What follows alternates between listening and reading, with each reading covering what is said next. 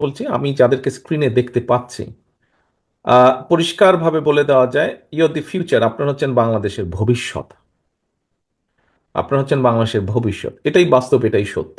তো স্বাভাবিকভাবেই আমার যখন প্রশ্ন উত্তর আমি আপনাদের সাথে পার্টিসিপেট করছিলাম তখন একটা কথা বলেছিলাম যে একজন রাজনৈতিক কর্মী হিসাবে স্বাভাবিকভাবেই আমার যেই যতদিনের রাজনীতির সাথে আছি, যতদিন ধরে রাজনীতির অভিজ্ঞতা, আহ, বিভিন্ন জায়গায় গিয়েছি, দেশের বিভিন্ন বিষয় দেখেছি, মানুষের বিভিন্ন কথা শুনেছি। আহ, বিগত 15-16 বছরে রাজনীতি কি হয়েছে কি না হয়েছে কম বেশি আপনারা সকলেই দেখেছেন। আপনারা দেশে ছিলেন, আমি দেশের বাইরে থেকে যতটুকু সম্ভব দেখেছি। বিদেশে থাকার বাধ্য হয়ে বিদেশে থাকার কারণে আমার কিছু জিনিস দেখার সুযোগ হয়েছে। আহ, সেগুলো আমি চিন্তা করেছি এই বিষয়গুলো নিয়ে। তো যেহেতু আমি বললাম যে আপনারা হচ্ছেন বাংলাদেশের ভবিষ্যৎ, আজকে আমি বাংলাদেশের যারা আপনারা ভবিষ্যৎ তাদের সাথে আমি আমার কিছু চিন্তা শেয়ার করতে চাই। এই চিন্তার অনেকগুলো এরই ভিতরে 31 দফায় আপনারা পেয়েছেন, আপনারা নিজেও আলোচনা করেছেন, নিজেদের বক্তব্য তুলে ধরেছেন। মঞ্চে যারা উপস্থাপকবৃন্দ আছেন বা আলোচকবৃন্দ আছেন ওনারা ওনাদের অবস্থান থেকে ব্যাখ্যা করেছেন আপনাদের সামনে আপনাদের প্রশ্নের উত্তরগুলো। আমি কয়েকটি বিষয় একটু আপনাদের সামনে তুলে ধরতে চাই। যেমন ধরেন, যেহেতু আপনারা স্টুডেন্ট, এখানে উপস্থিত প্রত্যেকে আপনারা স্টুডেন্ট, আমি শিক্ষাটা দিয়ে শুরু করতে চাই।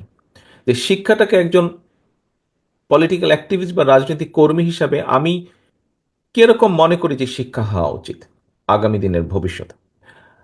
আমি মনে করি যে আমাদের দেশের প্রথমেই যেটা করা উচিত, এবং আমাদের 31 দফার মধ্যেও আছে, যে শিক্ষা ক্ষেত্রে আমরা বাজেট বাড়াবো, বাজেট বৃদ্ধি করব।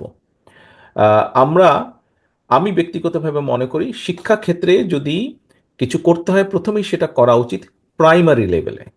প্রাইমারি শিক্ষা কেন্দ্রে, শিক্ষা স্কুলে শিক্ষক, ছাত্র ছাত্রী, এদের উপরে আমাদের প্রথম জোরটা দেওয়া উচিত। এখন প্রথম জোর দিতে আপনি কি বলেন, প্রথম জোর দিতে কি আমরা বুঝবো যে সুন্দর সুন্দর স্কুল বিল্ডিং গড়ে তোলা? আমি এটার পক্ষে নই। আমি এটার পক্ষে নেই। হ্যাঁ, কোনোটা যদি ভাঙাচোরা কিছু থাকে মিনিমাম সেটাকে আমরা ঠিক করে নেব, যাতে শিক্ষকরা ভালোভাবে ক্লাস নিতে পারেন, ছাত্রছাত্রীরা, ছোট ছোট ছাত্রছাত্রীরা প্রাইমারি স্কুলে ভালোভাবে ক্লাস করতে পারে। কিন্তু আমরা জোর দিব কোয়ালিটির উপরে, শিক্ষকের কোয়ালিটির উপরে। বাজেটটা আমরা এখানে বেশি দিব আমি মনে করি, আমার যেটা চিন্তা, যাতে করে আমরা ভালো শিক্ষক পাই। প্রাইমারি স্কুলের শিক্ষকদের কোয়ালিটি যাতে বৃদ্ধি পায়, তাদেরকে আমরা ভালো করে ট্রেনিং দিব, বছরে 2বার 3বার 4বার আমরা ট্রেনিং দিব। সমাজের যারা মেধাবী স্টুডেন্ট, সাধারণত একটা কথা বা একটা প্র্যাকটিস প্রচলিত আছে যে আচ্ছা যেই ছেলেটা চাকরি বাকরি পাচ্ছে না বা রেজাল্ট ভালো করেনি, প্রাইমারি স্কুলে ঢুকিয়ে দাও। নো, এই অ্যাটিচিউডটা পরিবর্তন করতে হবে, এই চিন্তার পরিবর্তন করতে হবে। প্রাইমারি স্কুলের শিক্ষক সেই মানুষটি হবেন যে একজন ভালো মেধাবী ছাত্র বা ছাত্রী হিসেবে তার পরিবার, তার সমাজের কাছে গ্রহণযোগ্য। কারণ যদি মেধাবী একজন ছাত্র ছাত্রীকে প্রাইমারি স্কুলের শিক্ষক আমরা বানাতে পারি, তৈরি করতে পারি, ট্রেনিং দিতে পারি ভালোভাবে, তাহলে স্বাভাবিকভাবেই সেই স্টুডেন্টটা যখন এই শিক্ষক হবে বা শিক্ষিকা হবে, সে তার স্টুডেন্টদেরকে ভালো শিক্ষা দিবে। স্বাভাবিকভাবে সে তার স্টুডেন্টদেরকে ভালো শিক্ষা দিবে। এটি গেল খুব সংক্ষেপে একটি বিষয়। এবং এর জন্য যে শুধু ট্রেনিং দিব আমরা তা না, পাশাপাশি ট্রেনিং এর পাশাপাশি আমাদেরকে অনেকগুলো বিষয় এখানে ইনক্লুড করতে হবে। কোন সেই বিষয়গুলো? সেই বিষয়গুলো হচ্ছে যে শুধু পুঁথিগত বিদ্যা যে বাচ্চাদেরকে, হ্যাঁ ভালো বই দিব আমরা, সিলেবাসগুলো ভালোভাবে করব, ভালো বই দিব, শুধু তাই নয়, সাথে সাথে সামাজিক কতগুলো মূল্যবোধ আছে। সামাজিক কতগুলো মূল্যবোধ আছে, ঠিক আছে, মুরব্বীদেরকে, গার্জেনদের, সিনিয়রদেরকে দেখলে আমরা কিভাবে কথা বলবো, সালাম দিব, আমাদের যেটা ধর্ম অনুযায়ী সামাজিক মূল্যবোধ যেটা আছে, ধর্মীয় মূল্যবোধ আছে, যার যার ধর্মে সেই মূল্যবোধগুলো শিক্ষা দেওয়া হবে।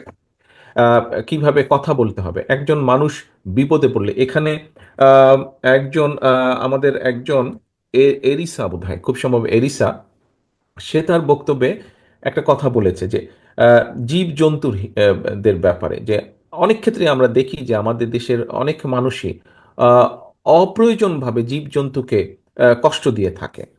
কাজেই এই যে মানুষ বিপদে পড়লে বা একটা জীবজন্তু বিপদে পড়লে তারকে সাহায্য করা, অর্থাৎ এই বিষয়গুলোকে যদি আমরা প্রাইমারি লেভেল থেকে বাচ্চাদেরকে শিখাতে পারি, আমি মনে করি আস্তে আস্তে এটার একটা পজিটিভ ইফেক্ট আমরা সমাজে দেখতে পাবো। সময় লাগবে হয়তো কিছুদিন, কিন্তু আমরা দেখতে পাবো। একটা বিরাট বড় বিষয় আছে, যেই বড় বিষয়টি হচ্ছে যে বড় বিষয় আছে সেটি হচ্ছে দুর্নীতি। আমরা দুর্নীতি আমাদেরকে যেভাবেই হোক দুর্নীতির এই রোধ করতে হবে আমাদেরকে। এখান থেকে জাতিকে বের করে নিয়ে আসতে হবে, দেশকে বের করে নিয়ে আসতে হবে। আমরা দুর্নীতি যেমন বিগত আমাদের সরকারের সময় বিএনপি যখন সরকার পরিচালনা করেছে, তখন দুর্নীতি দমন কমিশনে একটা আইন করেছিল যে দুর্নীতি দমন কমিশন কোনো পারমিশন লাগবে না কারো বিরুদ্ধে ইনভেস্টিগেট করতে, সরকারের কোনো পারমিশন লাগবে না, ইন্ডিপেন্ডেন্ট ছিল তারা। আহ, বিগত স্বৈরাচার সরকার, পলাতক সরকার, তারা কিন্তু এই আইনটিকে আবার পরিবর্তন করেছিল যে সরকারি কোনো কর্মকর্তা কর্মচারীর বিরুদ্ধে যদি ইনভেস্টিগেশন করতে হয় সেক্ষেত্রে পারমিশন নিতে হবে। বিএনপি কিন্তু এটা উঠিয়ে দিয়েছিল। তো এখন যাই হোক, এটা হচ্ছে অন্য বিষয়। কিন্তু এই যে দুর্নীতি, দুর্নীতি জিনিসটা, দুর্নীতি বলতে কিন্তু অনেক কিছু বোঝায়। সে যদি অর্থ তছরূপ করে দুর্নীতি তা না, মিথ্যে কথা বলা দুর্নীতি, ট্রাফিক সিগন্যাল ভায়োলেট করা দুর্নীতি, কারো ক্ষতি করা দুর্নীতি, এরকম অনেক দুর্নীতির ব্যাপক। কিন্তু আমরা যদি ভালো মানুষগুলোকে, মেধাবী মানুষগুলোকে শিক্ষক করতে পারি এবং তারা যদি বাচ্চাদেরকে সেভাবে শেখাতে পারে যে দুর্নীতি খারাপ, দুর্নীতি বিষয়টা খারাপ, কারোকে ক্ষতি করা খারাপ, মিথ্যে কথা বলাও দুর্নীতি খারাপ, ট্রাফিক আইন ভঙ্গ করা খারাপ, কারো ক্ষতি করা খারাপ, অবশ্যই অর্থ তছরূপ করা খারাপ, কাউকে ঠকানো খারাপ, এই বিষয়গুলো যদি আমরা ছোটবেলা থেকে বাচ্চাদের মাথার মধ্যে আস্তে আস্তে আস্তে ঢুকিয়ে দিতে পারি, তাহলে স্বাভাবিকভাবে এটা একটা পজিটিভ ইফেক্ট পাবো। এখানে আপনাদেরকে আমি একটা কথা বলি। আমার পরিচিত একটা ছেলে আছে, এখানে থাকে। তো ওর একটা ছোট ছেলে আছে, ছেলেটার বয়স এখন 8-10 বছর হবে। আমি যেই ঘটনাটা বলছি এটা প্রায় আরো 5-6 বছর আগের ঘটনা, যখন বাচ্চাটার বয়স ছিল 5 কি 6 এরকম বয়স হবে বোধহয় ওর। ওকে স্কুলে শিখিয়েছে এই দেশে, ও তখন প্রাইমারি স্কুলে পড়ে, এখনো প্রাইমারিতেই, তো ক্লাস 6-এই বোধহয় আছে, প্রায় 6-এর ভিতরেই আছে। তো ও স্কুলে শিখেছে যে গাড়িতে যখন উঠবে সিট বেল্ট পরতে হবে, ইভেন পিছনেও যখন বলবে, পিছনের সিটে বলবে সিট বেল্ট পরতে হবে। তো ওর বাপ একজন ড্রাইভ করছে, ওর বাবা একজন একদিন ড্রাইভ করছে, সিট বেল্ট পরেনি সে, বাচ্চা ধরে বসেছে, এই তুমি কেন সিট বেল্ট পরছো না, সিট বেল্ট পরতে হবে, টিচার বলেছে সিট বেল্ট পরতে হবে। বাচ্চাটার মাথায় কিন্তু ঢুকে গেছে। আরেকদিন রাস্তা পার হচ্ছে, তো রাস্তা পার হলে, এই দেশে রাস্তা পার হলে অনেকগুলো জেব্রা ক্রসিং আছে যেখানে আপনি একটা সুইচ আছে, টিপ দিলে কিছুক্ষণ পরে গ্রিন হয়ে যায়, ওটা গাড়িগুলো থেমে যায়, আপনি পার হবেন। তো অনেক মানুষই একটু এদিক ওদিক দেখে, যখন দেখে গাড়ি টাড়ি কম আছে বা একটু দূরে আছে, হেঁটে পার হয়ে যায়, ওই সিগন্যালটা আর দেয় না। ও একদিন ওরকম করতে গেছে, ওর বাচ্চা রিয়াক্ট করেছে, কি ব্যাপার তুমি এইভাবে পার হলে কেন, আগে এটা গ্রিন হবে তারপরে তুমি রাস্তা পার হবে। তো বিষয় হচ্ছে যে এরকম ছোট ছোট বিষয় আমরা যদি বাচ্চাদেরকে, আমাদের ভবিষ্যৎ, আপনারা যেরকম ভবিষ্যৎ, আপনাদের পরে যারা আছে তারা পরবর্তী ভবিষ্যৎ আমাদের, আমরা যদি বাচ্চাদেরকে ছোটবেলা থেকে এই বিষয়গুলো শিক্ষা দিতে পারি এবং শিক্ষকদেরকে যদি আমরা সেরকম ভালো মানুষদেরকে শিক্ষক করতে পারি, আমি বিশ্বাস করি 5 বছর না, বাট 10 বছরের পরে কিন্তু আমরা ভালো রেজাল্ট পাবো, 10-12 বছর পরে আমরা ভালো রেজাল্ট পাবো। আসুন, এটি খুব সংক্ষেপে আমি একটি চিন্তা বললাম আমার। এখন আসুন তারপরে, আহ, আমি দেখেন, মনে করি আপনারা এখানে আছেন, আপনারা প্রাইভেট বিশ্ববিদ্যালয়ে পড়ছেন, আপনাদের মধ্যে অনেকেই দেশে থাকবেন, অনেকেই আপনারা বিদেশে চলে যাবেন কর্মসংস্থানের জন্য। বিদেশে যারা যান, যারা শিক্ষিত হয়ে বিদেশে যান বা অল্প অর্ধশিক্ষিত যারা বিদেশে যান বিভিন্ন চাকরি বাকরি কর্মসংস্থানের জন্য, একটা সমস্যা দেখা দেয় অনেকেরই আমাদের, সেটা হচ্ছে ভাষার সমস্যা। যেসব দেশে ইংরেজি কথা বলার বা ইংরেজি ভাষা চালু আছে সেখানে হয়তো অত সমস্যা হয় না, বাট যেখানে ইংরেজি ভাষা সেভাবে চালু নেই, এরকম অনেক দেশই আমাদের দেশের মানুষ যান কর্মসংস্থানের জন্য, কিন্তু ভাষা একটা প্রবলেম হয়ে দেখা দেয়। এমন অনেক ক্ষেত্রেই দেখা গেছে যদি আপনি সেই দেশের ভাষাটা কম বেশি জানতেন, আপনি আরো বেটার জব পেতে পারতেন, কিন্তু ভাষার কারণে হয়তো আপনি একটু পিছিয়ে পড়ছেন। আমি মনে করি অন্তত ক্লাস সিক্স থেকে ক্লাস 10 পর্যন্ত আমরা যদি এটা, যারা এক্সপার্টস আছেন তাদের সাথে অবশ্যই আলাপ করব, বাট এরকম আমরা সুযোগ পেলে, আমি ইনশাল্লাহ সুযোগ পেলে আমি এরকম কিছু একটা করার চেষ্টা করব। সেটা হচ্ছে বাংলা আমরা সবাই বলছি, বাংলা স্কুল কলেজে পড়ছি, আমরা শিখছি, ইংরেজিটাও কম বেশি শিখছি, কিন্তু ইংরেজিটাকে আমরা কম্পালসারি করব, একদম কম্পালসারি করব। এটা গেল 1 নম্বর। আপনি ইংরেজি শিখলেন, আপনার ক্লাস 6 থেকে বা 5 থেকে যদি 10 পর্যন্ত ধরেন, 5টা বা 6টা আপনি ক্লাস ধরছেন, এইভাবে যদি আপনি ধরেন, আপনাকে আরেকটা ভাষা শিখতেই হবে, একদম এটা কম্পালসারি, ভাষা শিখতেই হবে আপনাকে। বাংলা শিখলেন, ইংরেজি শিখলেন, থার্ড একটা ল্যাঙ্গুয়েজ আপনাকে শিখতে হবে। That could be Italian, that could be French, that could be German, that could be Mandarin, that could be Arabic, that could be Japanese.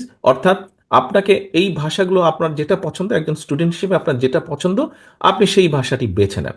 তাহলে আপনি ইংরেজির পাশাপাশি আরেকটি ভাষা শিখলেন, এবং 2 থেকে 3 বছরের মধ্যে আপনি সেই ভাষাটি যদি রপ্ত করে নেন, ফোর্থ একটা ল্যাঙ্গুয়েজে আমরা যাবো, সেটা হয়তো আমরা অপশনাল রাখলাম, কিন্তু ইংরেজির পাশাপাশি আরেকটা থার্ড ল্যাঙ্গুয়েজ আমি কম্পালসারি রাখতে চাই। আমি মনে করি এটার সাথে বোধহয় আপনারা মনে হয় প্রায় সবাই এটার সাথে এগ্রি করবেন। একটা মানুষ যখন বাইরে যাবে, আপনি বাংলা তো জানেনই, জানেন ইংরেজিটা আপনি ভালো জানেন, সাথে যদি আপনি থার্ড একটা ল্যাঙ্গুয়েজ খুব ভালো জানেন, আর যেই ল্যাঙ্গুয়েজগুলো বললাম এরকম 8টা 10টা ল্যাঙ্গুয়েজ থাকবে, তার মধ্যে থেকে আপনি একটা বেছে নেবেন ল্যাঙ্গুয়েজ যদি জানেন। আমার কাছে মনে হয় সেরকম এইরকম ভাষা জানা মানুষ যখন বাইরে যাবে, কর্মসংস্থানের ক্ষেত্রে খুব একটা তাকে দুর্ভোগ পোহাতে হবে না। এরকম অনেকগুলো দেশে যেই ল্যাঙ্গুয়েজগুলো বললাম, এই এই দেশগুলোতে অনেক চাকরি বাকরির ব্যবস্থা থাকে, জব এর অপরচুনিটি থাকে। সেক্ষেত্রে এই সমস্যাটা অনেকাংশে দূর হবে। আসুন এবার, এবার আরেকটা জিনিস আমি মনে করি আমরা যদি ইন্ট্রোডিউস করতে পারি, স্কুল লেভেল থেকে শুরু করে একদম ইন্টারমিডিয়েট লেভেল পর্যন্ত, কি সেটা? আহ, আমি মাঝে মাঝেই বলি, যেভাবে হোক হয়নি, আমার যেরকম খুব ইচ্ছা ছিল ছোটবেলা থেকে কিবোর্ড শেখার, পিয়ানো বা কিবোর্ড শেখার ইচ্ছা ছিল আমার, বাট যে কোনো কারণেই হয়নি। আমার কাছে কেন জানি মনে হয় আপনারা এখানে যারা বসে আছেন অনেকেই আপনাদের মধ্যে আছেন যারা আপনারা কোনো না কোনো মিউজিক্যাল ইনস্ট্রুমেন্ট আপনারা শিখতে চান বা ইচ্ছা করে শিখতে আপনাদের। আছেন না? আচ্ছা বলেন তো কে কে আছেন, হাত তুলবেন নাকি, সামনে যাদের দেখতে পাচ্ছি আমরা মিউজিক্যাল ইনস্ট্রুমেন্ট শিখতে চান। That's very good, thank you so much, thank you. এই যে আমরা অনেককে এখানে পেলাম, আমার ইচ্ছা যে আমাদের বাচ্চারা যারা থাকবে লেখাপড়ার পাশাপাশি, আপনার ইচ্ছা যদি গিটার, আপনি গিটার শিখতে পারেন, আপনার ইচ্ছা কিবোর্ড, আপনি কিবোর্ড শিখতে পারেন, আপনার ইচ্ছা হারমোনিয়াম, আপনি হারমোনিয়াম শিখতে পারেন, আপনার ইচ্ছা ফ্লুইড বাঁশি, আপনি বাঁশি শিখতে পারেন। অর্থাৎ কোনো না কোনো একটা মিউজিক্যাল, আপনাকে একটা মিউজিক আপনাকে শিখতেই হবে কম্পালসারি, এটার উপরে পাশ ফেল নির্ভর করবে। সো আমার একটা স্টুডেন্ট যখন আস্তে আস্তে বড় হবে, সে 3টা থেকে 4টা ল্যাঙ্গুয়েজ জানছে, সে একটা মিউজিক্যাল ইনস্ট্রুমেন্ট সে বাজাতে পারছে, অর্থাৎ এক্সট্রা ক্যারিকুলাম তার হচ্ছে পড়ালেখার পাশাপাশি। সবাই যে ডাক্তার, ইঞ্জিনিয়ার, আর্কিটেক্ট হবে তা তো না, বাইরেও তো কেউ কিছু হতে পারে। অনেককে আমি দেখেছি যে ডাক্তারি পড়েছে কিন্তু ফাইনালি ডাক্তার হয়নি, ইঞ্জিনিয়ারিং পড়েছে হয়নি, অন্য কিছু হয়েছে, তার শখের একটা কোনো সাবজেক্ট হয়েছে। অর্থাৎ আমাদের প্রচুর প্রতিভা আছে সারা দেশে, আপনারা যারা ছড়িয়েছেন আপনাদের মধ্যে প্রচুর প্রতিভা আছে। আপনি তো, আপনি যদি একটা মিউজিক শিখেন, আপনি তো ইয়ানির মতন আপনি একজন মিউজিশিয়ান হলেও তো হয়ে যেতে পারেন। আশা করতে আমাদের দোষ কোথায়? এটা আমরা যখন ইয়াং ছিলাম, আমরা ইয়ানি একটা মিউজিক্যাল ইনস্ট্রুমেন্ট, ইটালিয়ান বাজাতো, আমি জানি না আপনারা কেউ শুনেছেন কিনা, হয়তো অনেকেই শুনেছেন, খুব সুন্দর ওর মিউজিকগুলো। তো এখন আহ, হতেও পারেন এরকম। তো আমি মনে করি এইভাবে আমরা প্রতিভাগুলোকে বের করে আনবো। তারপরে আমি আরেকটা জিনিস মনে করি যে ইন্ট্রোডিউস করলে ভালো হবে। নর্মালি দেশে থাকতে আমি ব্যাডমিন্টনটা খেলতাম কম বেশি, এটা খেলার শখ ছিল। আমার ভাই অবশ্য খেলাধুলার এক্সপার্ট ছিল, ও এমন কোনো খেলা ছিল না খেলতো না। ক্রিকেটটা হয়তো বেশি খেলতো, ফুটবলটা বেশি খেলতো, বাট সব খেলাই সে খেলতো, ও খেলার এক্সপার্ট ছিল। আমি was not into very much into sports আমি। এনিওয়ে, বাট আমি মনে করি আপনারা আমার মতন অলস না। আমি মনে করি আপনারা কম বেশি সবাই এখানে কোনো না কোনো খেলাধুলা পছন্দ করেন। আমিও মনে করি বাংলাদেশে এই মুহূর্তে যারা আছে মানে স্কুল থেকে শুরু করে একদম আমরা যদি ধরি ইন্টারমিডিয়েট লেভেল পর্যন্ত কেউ না কেউ কোনো না কোনো গেমস পছন্দ করেন। আমরা তো এরকমও করতে পারি, কম্পালসারি করে দিতে পারি কতগুলো খেলা যেগুলো বাংলাদেশে কম বেশি জনপ্রিয় খেলা। অর্থাৎ আপনাকে কোনো না একটা গেমস আপনাকে শিখতেই হবে, সেই গেমসের মধ্যে আপনাকে থাকতেই হবে, এবং গেমসের ওটার মধ্যে শুধু যে ওটা অপশনাল থাকবে বা করলে করলাম না করলে করলাম না, নট দ্যাট, এটা অপশনাল থাকতে হবে।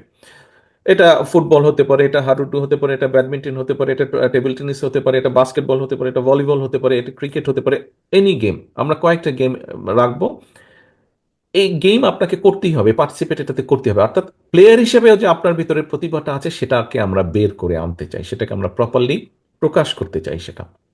তাহলে একটা স্টুডেন্ট 3টা থেকে 4টা ভাষা জানছে, মিউজিক্যাল ইনস্ট্রুমেন্ট আপনি বাজাচ্ছেন, আপনি মিউজিক্যাল ইনস্ট্রুমেন্ট বাজাচ্ছেন, আপনি একটা খেলাতে আপনি খুব ভালো। আসুন এবার আরেকটা জিনিস আমি করতে চাই। আহ, আমার হাতের লেখা খুব খারাপ, অনেক সময় আমি নিজেও বুঝি না। আমি যখন আমার ওয়াইফকে কিছু দিই আমাকে বলে যে "এটা কি লিখেছো তুমি", আমি গিয়ে আবার পড়ে দিই ওকে কি লিখেছে। বাট আমি মনে করি সবার হাতের লেখা এত খারাপ নয়, সবার হাতের লেখা খারাপ নয়। আপনাদের মধ্যে অনেকেই আছেন যারা আপনারা হাতের লেখা সুন্দর এবং খুব সুন্দর ড্রয়িং বা আর্ট আপনারা করতে পারেন। আমরা তো আমাদের এরকম অনেকের ইচ্ছা আছে, অনেকের আর্টিস্ট হবার ইচ্ছা আছে, বাট সামাজিক কারণে, পারিবারিক কারণে হয়তো আমরা অনেকে হতে পারি না, বাট হওয়ার মনের মধ্যে ইচ্ছা আছে। পরিবার হয়তো বিভিন্ন অর্থনৈতিক কারণে হোক, বিভিন্ন কারণে পরিবার তাকে সেই সুযোগটা দিতে পারে না। আমরা তো রাষ্ট্রের পক্ষ থেকে তাকে সুযোগটা করে দিতে পারি আমাদের সেই প্রতিভাবান ভবিষ্যৎ প্রজন্মকে, যে ঠিক আছে আর্টটা যদি আমরা তাদেরকে শেখাতে পারি, সে যদি সুন্দর হতেও তো পারে, সে একজন বড় আর্টিস্ট হতে পারবে, বড় আর্টিস্ট জয়নুল আবেদিন সাহেবের মতন একজন বড় আর্টিস্ট হতে পারবে। হয়তো আপনাদের এখানেই, আপনাদের ভেতরেই হয়তো অনেকে এরকম বসে আছেন আপনারা, যাদের মধ্যে সেই প্রতিভা আছে, কিন্তু প্রতিভাটা বিকশিত করার সুযোগ পাচ্ছে না। এই সুযোগটা আমরা তৈরি করতে চাই। তাহলে খুব সংক্ষেপে যদি বলি আমরা, দেখুন, একটা মানুষ আপনাদের এখানে যেমন ধরেন, ঠিক আছে, আজান, আমরা যে উদাহরণ হিসেবে যদি আজানের কথা ধরে নিই, ওই যে নড়ে চড়ে বসছে নাম বলার সাথে সাথে, আচ্ছা, আজানের কথা যদি আমরা ধরে নেই, আজান যদি 4টা ল্যাঙ্গুয়েজ, বসে পড়ো, আজান, থ্যাংক ইউ সো মাচ, আজান যদি 4টা ল্যাঙ্গুয়েজ পারে, নিজের ল্যাঙ্গুয়েজ বাদ দিয়ে যদি দুটো থেকে তিনটা ল্যাঙ্গুয়েজও যদি পারে, আচ্ছা, আজান যদি ভালো একটা গেম পারে, আজান যদি একটা মিউজিক্যাল ইকুইপমেন্ট বাজাতে পারে, আজান যদি একটা স্পোর্টসে ভালো হয়, আমাকে বলতে পারেন আজান যখন দেশ বিদেশে যে কোনো দেশে যাবে, ওর কোনো না কোনো জব তো ও খুঁজে বের করে ফেলতে পারবে। ওকে কেউ আটকে রাখতে পারবে? ওকে কেউ আটকে রাখতে পারে? আমি মনে করি পারবে না। একটা মানুষকে যদি এতগুলো কোয়ালিটি আমরা ভরে দিতে পারি, একটা মানুষের ভেতরে যদি এতগুলো কোয়ালিটিকে আমরা দিয়ে দিতে পারি, আমার তো মনে হয় বাংলাদেশের সন্তানদেরকে কেউ আটকে রাখতে পারবে না বিদেশে। ইম্পসিবল আটকে রাখা। যে কোনো জায়গায় তারা করতে পারবে, যে কোনো জায়গায় তারা উঠে মাথা উঁচু করে দাঁড়াতে পারবে। এর পাশে তো একাডেমিক শিক্ষা, যেটা আপনি আপনার লাইনে শিক্ষা নিচ্ছেন, সেটা তো আছেই সেগুলো। কাজেই আমি মনে করি আমাদের সন্তানদেরকে, ভবিষ্যৎ সন্তানদেরকে এভাবে আমি গড়ে তুলতে চাই, এভাবে আমি দেখতে চাই। আমি যেই সংক্ষেপে এডুকেশন নিয়ে আমার মিনিমাম একটা চিন্তা ভাবনা আপনাদের সাথে শেয়ার করলাম, আপনারা কি মনে করেন? খুব কি খারাপ চিন্তাগুলো? আপনারা কি মনে করেন যে যদি ইনশাল্লাহ বিএনপি সুযোগ পেলে আপনাদের সহযোগিতা পাবো এই এই এই পরিকল্পনাকে বাস্তবায়ন করার? থ্যাংক ইউ সো মাচ, সকলকে ধন্যবাদ। আচ্ছা, আসুন এবার এখানে প্রশ্ন এসেছে এবং আমাদের 31 দফার মধ্যেও আছে, আহ, মহিলাদের উইমেন এম্পাওয়ারমেন্ট বাড়ানোর জন্য, মহিলাদের ক্ষমতা বাড়ানোর জন্য, মহিলাদেরকে স্বাবলম্বী করা। দেখুন, কালকেও আমি বলেছিলাম একটি কথা, আমার জীবনের, আমার লাইফের তিনজন সবচেয়ে গুরুত্বপূর্ণ ব্যক্তি, একজন আমার মা, একজন আমার স্ত্রী, একজন আমার সন্তান, কন্যা সন্তান, তিনজনই মহিলা। খুব স্বাভাবিকভাবেই আমি যেই পরিস্থিতির মধ্যে দিয়ে, আমি ব্যক্তিগতভাবে যেই পরিস্থিতির মধ্যে দিয়ে গিয়েছি গত 15 বছর, আমার মতন আমার বহু নেতাকর্মী এই পরিস্থিতির ভিতর দিয়ে গিয়েছেন, অত্যাচার, নির্যাতন, বিভিন্নভাবে হ্যারাস হয়েছেন, বিভিন্নভাবে কষ্ট ভোগ করেছেন।